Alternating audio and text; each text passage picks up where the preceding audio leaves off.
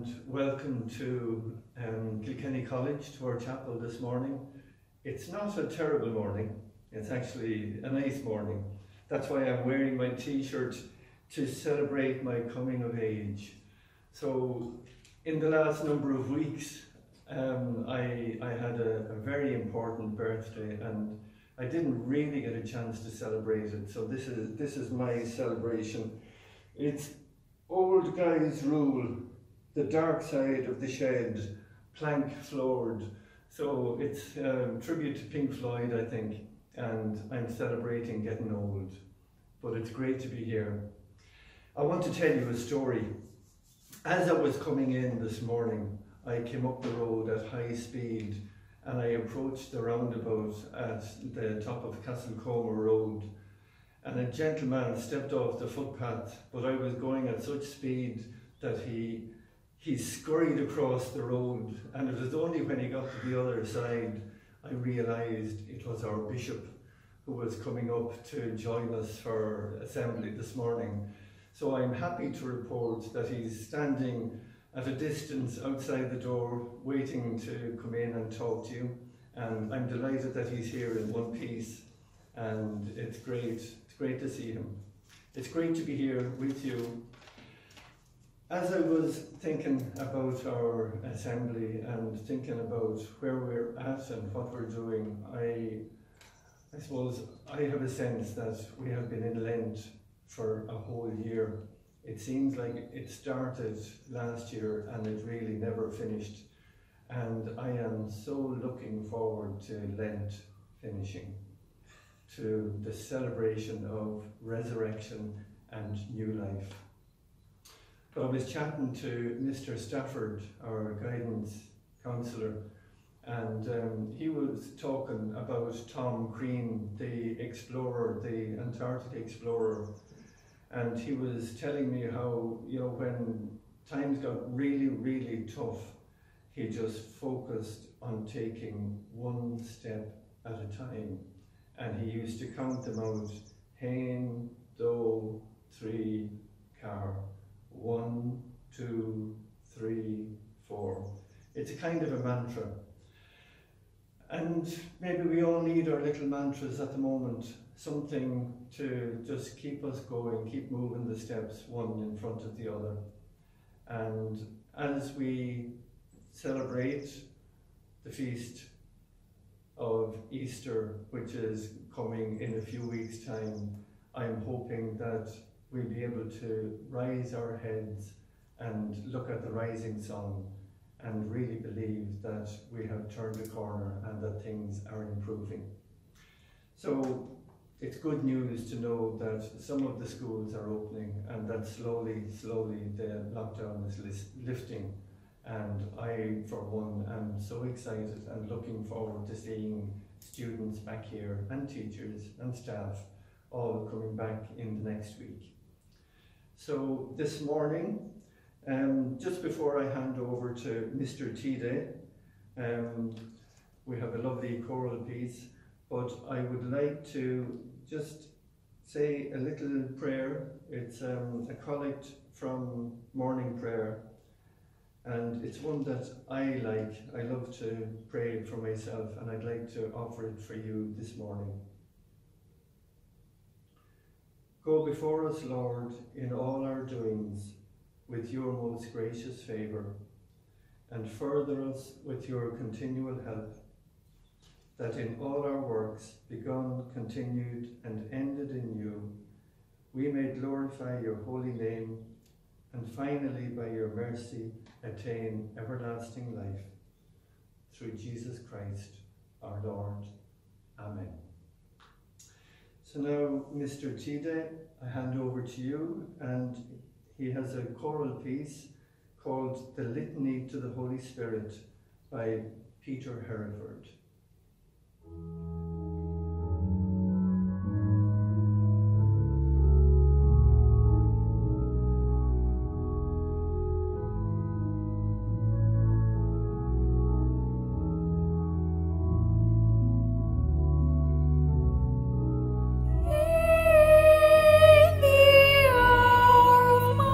Distress,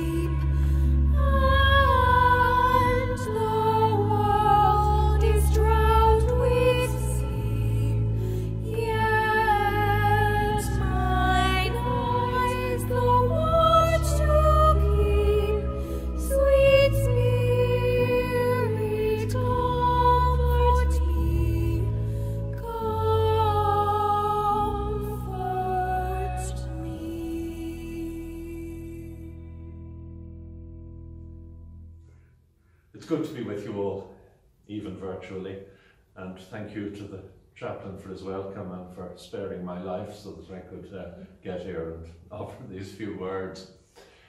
And in a way, his kind act as I ran across the road may fit in quite well with what I'm about to say. I'm looking back at my life over many years. Like the chaplain, I have a significant birthday coming. I'm looking back at my life over many years and asking myself how often, when I was in school at primary and secondary level, my education was disrupted, in the sense that you were all experiencing disruption and uncertainty and having to go online in so many contexts, which of course was unknown and hadn't even been invented in my day, such is my stage in life. I didn't suffer from too much disruption. I remember in primary school losing one day through a teacher strike in the whole of the 7 years in primary school. And in secondary school, I don't remember any disruptions at all other than normal holidays, save for this reason. And this is slightly interesting. Back in the 1970s, when the dinosaurs walked the earth, as they say, back in the 1970s, there were sadly very significant troubles in Northern Ireland.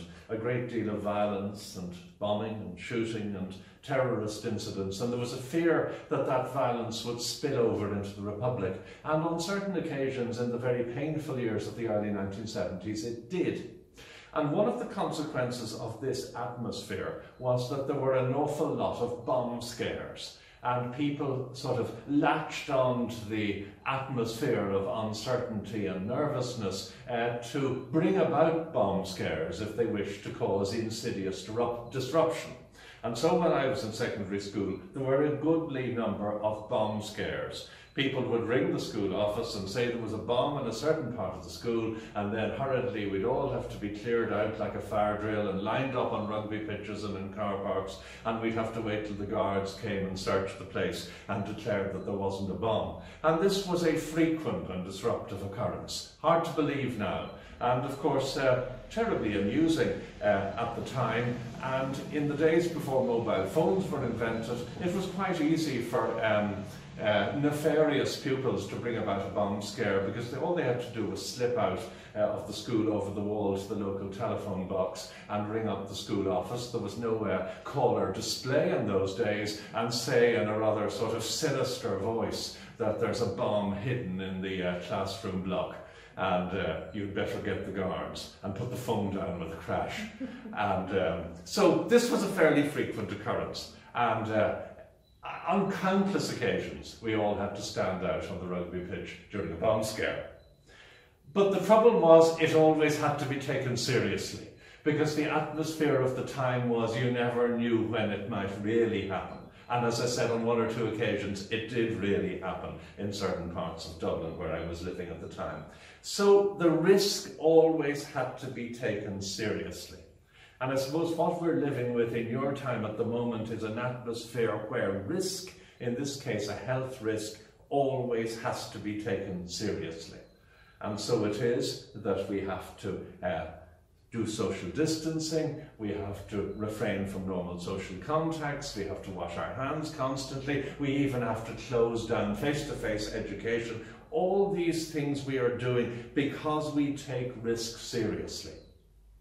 And when all this is over, and like the chaplain, I hope indeed it soon will be, because this seems to have been an endless Lent, I suppose the lesson of it all is that the whole of life actually is about taking risk seriously and assessing risk and managing somehow to live wisely with it. Because the whole of life is about risk management actually. Driving a car is a risky business. You might knock down bishops. That's why we all have to have car insurance, in case bishops who have been knocked down sue chaplains who've been driving too fast approaching roundabouts. Not suggesting, of course, that that was happening. But the whole of life is actually an exercise in risk management. If we never took risks, life would have no edge at all. It would be incredibly dreary. So we've got to accept, manage and take risks seriously. And part of being a Christian as we remember not just during Lent, but all through the year, part of being a Christian is there's a kind of edgy riskiness to it.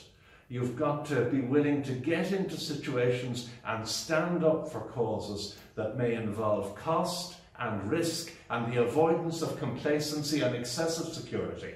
So get real. Life is risk management, and Christian discipleship is risk management too. And just to go back to where I started, and here I'll finish.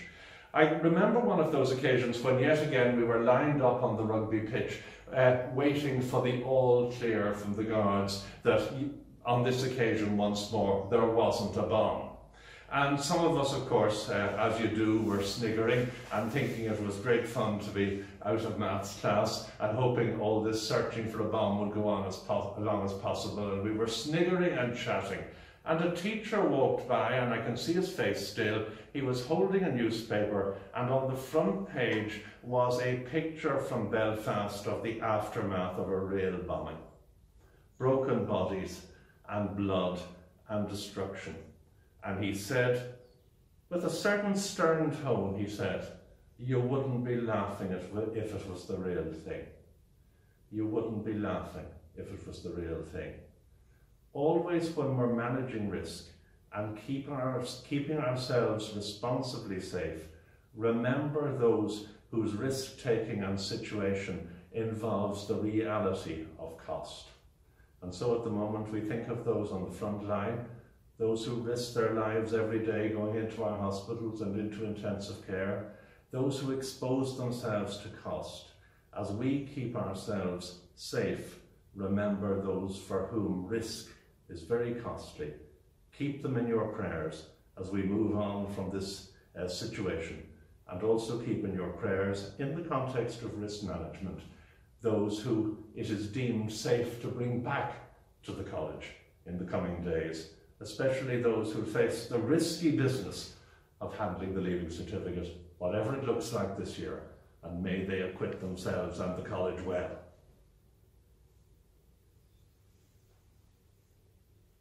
Good morning, everybody. It's good to be back at Assembly after the half-term break has concluded.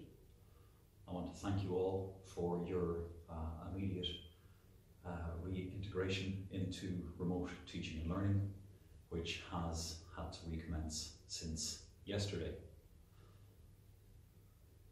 On Wednesday night, we received the good news that our sixth form students are going to be able to return to school from next Monday, and it's our hope then that from the 15th of March, Form 5 students will be able to return to school, and that hopefully immediately after the Easter break has concluded, all other year groups will be able to return to school.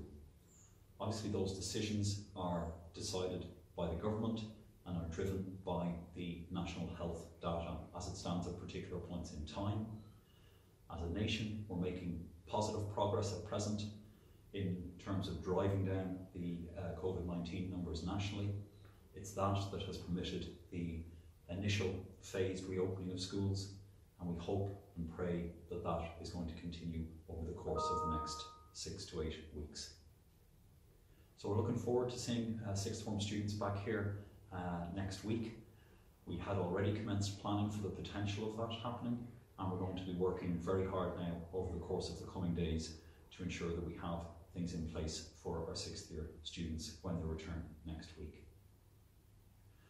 For all other students, I have to ask you again to continue doing what you have been doing so well with my colleagues, which is engaging in such a positive way with online remote teaching and learning.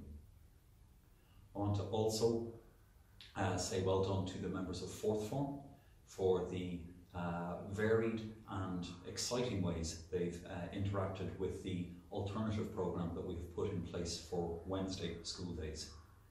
This is going to continue between now and the Easter break on the basis that fourth years continue on remote teaching and learning for that period of time.